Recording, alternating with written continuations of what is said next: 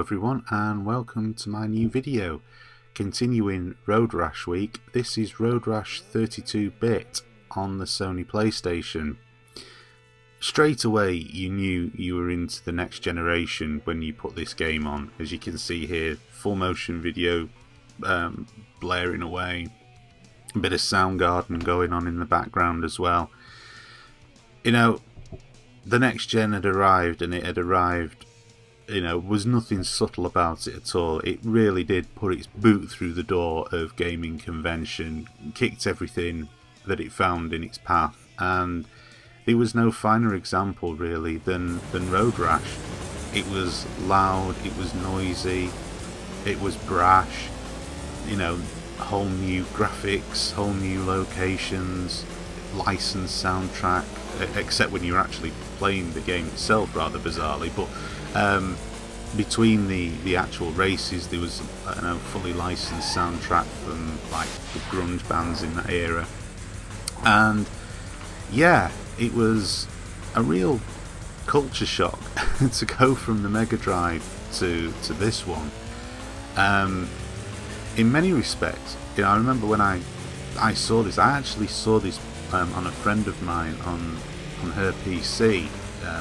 She really liked Road Rash and had got this on the PC, and I remember seeing it and being absolutely blown away. I was like, my god, you know, this is what a 32-bit Road Rash looks like. And then it had come out on the Sony PlayStation, and I remember picking up the PlayStation version of it. I had to have this game now, and just being bowled over really by the graphics. I mean, obviously by today's standards they look nothing special, but you know, compare these graphics to the other graphics I've been playing with on Road Rash before, and you kind of get an idea of what I'm talking about.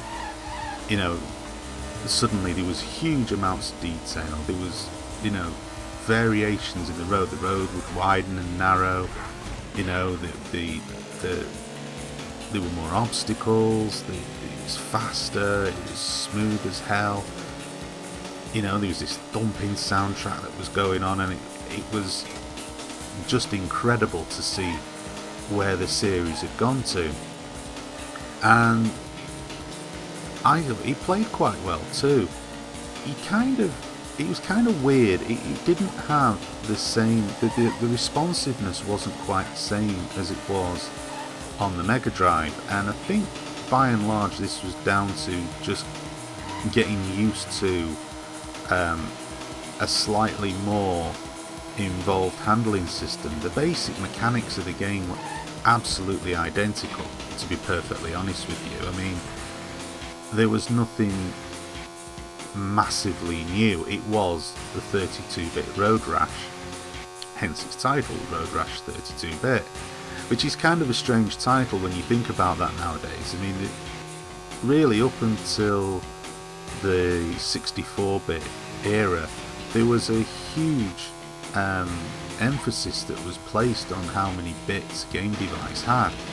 For example, you know, you had your 8-bit systems, which were like your NES, your Master Systems, your Commodore 64s, and your Spectrums, and so on. And then you had your 64-bit gaming systems, which was obviously your Mega Drives, your Super Nintendos, your Commodore Amigas, your Atari STs, and so on. And then the 32-bit systems which came out, which was the Sega Saturn, your PC was included in that, your PlayStations, and then the 64-bit era, which was kind of Nintendo really, and I think the Jaguar was that 32-bit, 64-bit, I can't remember now. I never had the Jaguar anyway, so I can't remember, but I think it was a 64-bit.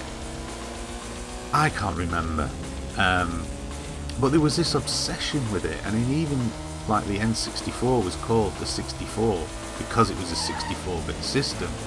And you know, a lot of its games, you know, like Super Mario 64 and this 64 and Doom 64 and this, it was like a real obsession. Look, this plays on a 64-bit system, and nowadays nobody really cares.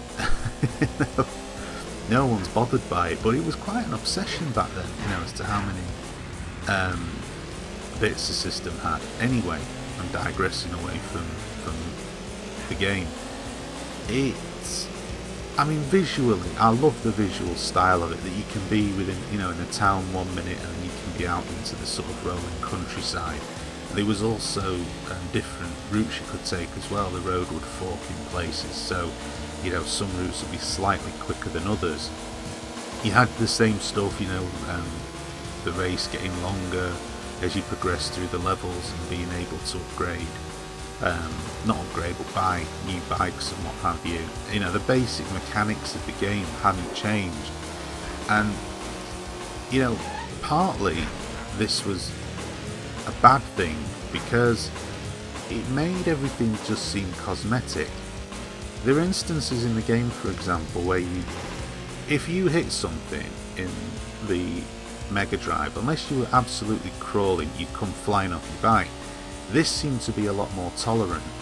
Now, it was the first real sign of, I think, games starting to get dumbed down a bit. I mean, yeah, if you were flying along and you hit a car or an obstacle and you come flying off it, but there were times when you could hit something and you would just bounce off it. And as great as I love the game, and you know, as much as I love the game, sorry, and as great as I think it is, it was the real sign of things to come. I mean, there, for example, I just rode straight into the back of that car. Now, on the Mega Drive Road Rash, I'd have come off the bike. In this, it just slowed me down.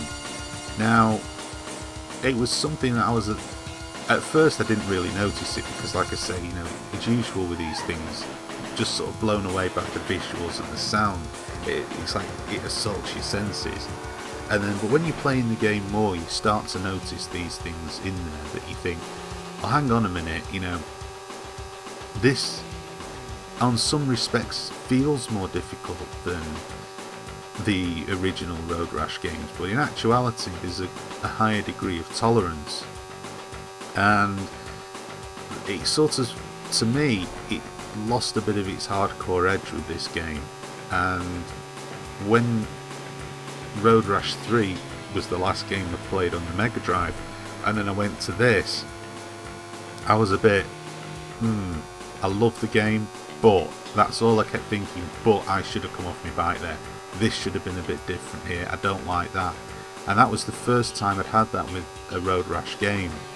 And as much as I still love this game, I think that it was certainly a more visual and audio update. That was what the primary thing was more to assault your senses and showcase what 32-bit Road Rash was, rather than actually come up with real proper gameplay improvements.